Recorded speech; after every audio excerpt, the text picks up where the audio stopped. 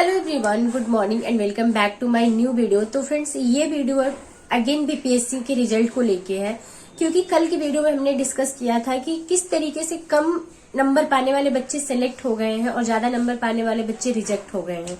ये बहुत बड़ा क्वेश्चन मार्क है बीपीएससी के रिजल्ट पे, बीपीएससी की कार्यशैली पे। लेकिन आगे हम बात करते हैं कि और भी क्या जिम्मेदारियां थी बीपीएससी को जिसको उसने दरकिनार करके रिजल्ट आउट किया है।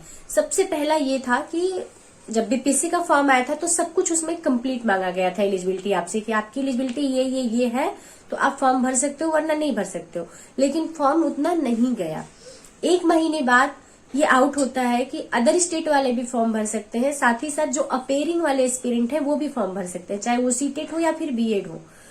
उसके बाद आपका पेपर होता है। पेपर होने के बाद एक टाइम दी जाती है कि इतने टाइम के अंदर आप सीटेट की मार्कशीट अपलोड कर दीजिए अगर आप एलिजिबल हैं तो। आप अगर बीएड किए हैं, क्योंकि बीएड को सुप्रीम कोर्ट ने बाहर कर दिया, तो आप बीएड किए हुए हैं तो आप, और साथ में बीटीसी भी किए हैं। बहुत सारे ऐसे एस्पिरेंट थे कि जिन्होंने बीएड भी किया, बीटीसी भी किया, लेकिन मार्कशीट उन्होंने बीएड की लगाया क्योंकि प्रमोशन में वो काम आती है आपके। तो इसलिए तो अगर आपने बीटीसी किया है तो आप बीएड की जगह बीटीसी की मार्कशीट अपलोड कर सकते हैं। चलो ठीक है, ये जस्टिफाई भी था, क्योंकि जो एस्पिरेंट इतना मेहनत किया है, एक छोटी सी मिस्टेक की वजह से वो उसको बाहर नहीं होना चाहिए, उसको एक मौका मिलना चाहिए था। बीपीएससी ने मौका दिया, बहुत अच्छी बात है। लेकिन जब रिजल्ट बनाया बीपीएससी ने, तो क्या इतनी रहम खाने की क्या जरूरत थी कि जिन बच्चों ने सीटेट की मार्कशीट नहीं अपलोड करी है, किसी भी रीजन से, हो सकता है वो फेल हो गए हो सकता है वो इंटरेस्ट नहीं है उनको इस नौकरी में, जो भी रीजन रहा हो, फिर उनका रिजल्ट देने की क्या जरूरत थी। साथ ही साथ आप खुद कह रहे हैं, इस बात को आप खुद एक्सेप्ट कर रहे हैं कि बीएड एस्पिरेंट को सुप्रीम कोर्ट ने बाहर कर दिया है। तो अगर बीएड एस्पिरेंट को सुप्रीम कोर्ट ने बाहर कर दिया है तो उनका रिजल्ट देने की क्या जरूरत है। अब आप लोग अगर संशय में होंगे तो कल वाली वीडियो देखिएगा, उसमें हमने साक्ष्य भी आप लोगों के साथ शेयर किया है कि नहीं, बीएड एस्पिरेंट का भी रिजल्ट आया है। अब बात करते हैं कि सीटेट जो फेल बच्चे हैं उनका रिजल्ट आने से जो सीटेट पास बच्चे थे, साथ में डीएलएड एस्पिरेंट थे, उनका कितना नुकसान हुआ है। जिन्होंने अपनी एलिजिबिलिटी पहले से कंप्लीट कर रखी थी और जी जान लगा के बीपीएससी के एग्जाम के लिए प्रिपरेशन किया था, अपना 100% दिया था, सारी एलिजिबिलिटी होते हुए, नंबर ज्यादा होते हुए आप बाहर हो गए, और एक सीटेट फेल एस्पिरेंट का उसमें रोल नंबर दिख रहा है, उसको डिस्ट्रिक्ट अलॉट किया गया है, भले वो वहां पे जाए, उसको नौकरी ना मिले वो अलग की बात है, वो सीट तो मतलब गई ना। वो सीट तो एक डीएलएड एस्पिरेंट की थी जो सारी एलिजिबिलिटी को फुलफिल कर रहा था। तो क्या बीपीएससी इतनी बड़ी संस्था है, उसकी ये जिम्मेदारी नहीं बन रही थी कि बीएड को और सीटेट फेल एस्पिरेंट को फिल्टर करके हम रिजल्ट बनाए। अगर बीपीएससी की मंशा क्लियर थी, जितना वो दिखाने की कोशिश कर रही है कि नहीं हमारी मंशा क्लियर है, हम अतुल प्रसाद जी का बयान जिस दिन रिजल्ट जारी हुआ उसी दिन दोपहर का शायद था, वो हमने देखा और उन्होंने ये कहा था कि लोग बहुत तरह की बातें कर रहे हैं लेकिन बीपीएससी बहुत फास्ट काम कर रही है, क्योंकि बीपीएससी की मंशा है कि ज्यादा से ज्यादा लोगों को रोजगार मिले। तो अगर बीपीएससी की मंशा क्लियर थी तो बीपीएससी को क्या अपने रिजल्ट को सही तरीके से बनाने की जिम्मेदारी, तो अगर यही करना था बीपीएससी को कि सीटेट फेल एस्पिरेंट का भी रिजल्ट देना था, तो फिर भाई आपने एलिजिबिलिटी ही क्यों रखी। आप ऑल इंडिया से फॉर्म मंगवाते, और ज्यादा फॉर्म आते आपके पास, आपको जिसको मन करता उसको रेवड़ी की तरह नौकरी बांट देते, आपको पेपर लेने की कोई जरूरत ही नहीं थी। आपने फर्स्ट टाइम पेपर लिया, और इतनी बड़ी संस्था है, टीचर का पेपर फर्स्ट टाइम हुआ है वहां पे, बाकी बीपीएससी पता नहीं कितने दिनों से वहां पे काम कर रहा है। बीपीएससी की कार्यशैली पे बहुत बड़ा क्वेश्चन मार्क है कि आप एलिजिबिलिटी को भी ध्यान में नहीं रखे रिजल्ट देते वक्त। इसमें उन बच्चों की क्या गलती जिन्होंने सालों मेहनत करके सीटेट क्लियर किया, साथ में आपके एग्जाम को क्लियर किया, लेकिन फिर भी आज वो एक फेलियर का ठप्पा लेके बैठे हुए। भाई उनकी क्या गलती है, इसका जवाब किसी के पास नहीं है, ना किसी को इंटरेस्ट है इसका जवाब देने में। लेकिन उन बच्चों के दिल दिमाग पे क्या बीत रही है। लोग कहते हैं आप पढ़ो, मेहनत करो, चीजें होंगी, लेकिन मेहनत का ये रिजल्ट होता है।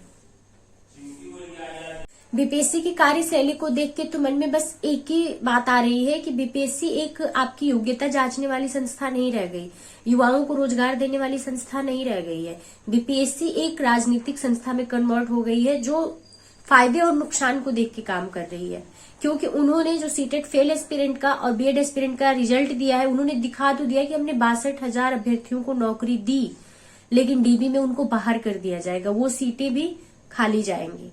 तो बीपीएससी पूरी तरीके से एक पॉलिटिकल पैटर्न पे काम कर रही है, और इसमें जिन बच्चों के कम मार्क्स है उनका किस बिहाफ पे सिलेक्शन हुआ है, क्या सोच के सिलेक्शन हुआ है, मुझे नहीं पता। खैर, जो भी था, जो मेरे मन में चीजें थी, जो मेरे मन में क्वेश्चन था, वो मैंने आप लोगों के साथ शेयर किया है। कल की वीडियो भी मैंने शेयर किया, जो भी चीजें थी, जो साक्ष्य मेरे पास था, वो भी हमने आपके साथ शेयर किया। तो चलिए मिलते हैं नेक्स्ट वीडियो में। वीडियो को यहीं पे एंड करते हैं।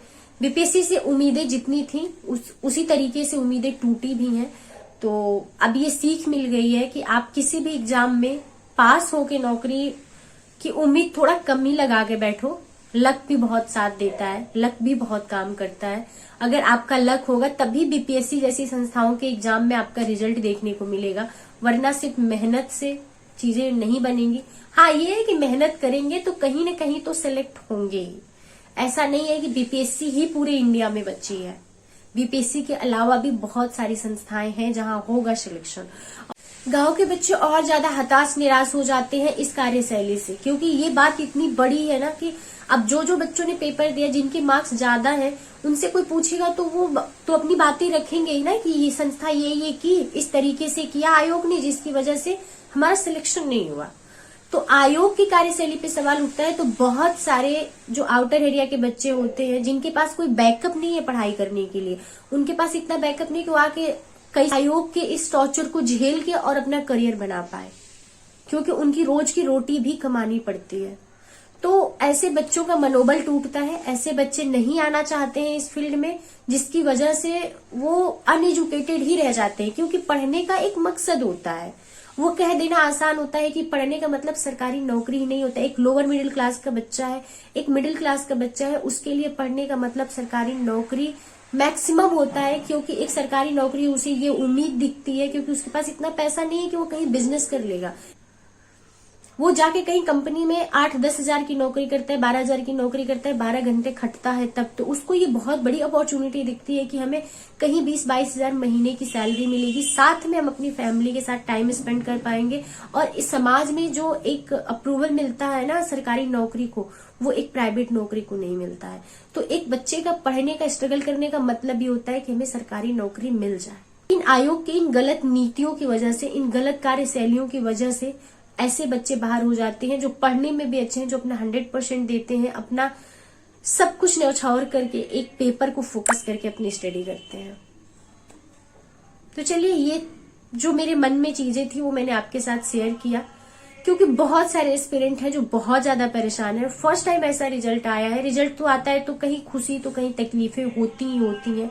जिनका सिलेक्शन हो गया वो खुश होते हैं, जिनका नहीं होता है वो तकलीफ में होते हैं। लेकिन एक क्लियरिटी होती है कि मेरे मार्क्स इतने कम थे, इस वजह से नहीं हुआ। लेकिन यहाँ पे तकलीफ और ज्यादा इसलिए है कि बहुत सारे ऐसे बच्चे हैं जिनका मार्क्स ज्यादा है, और बहुत सारे ऐसे बच्चे जिनका मार्क्स कम है।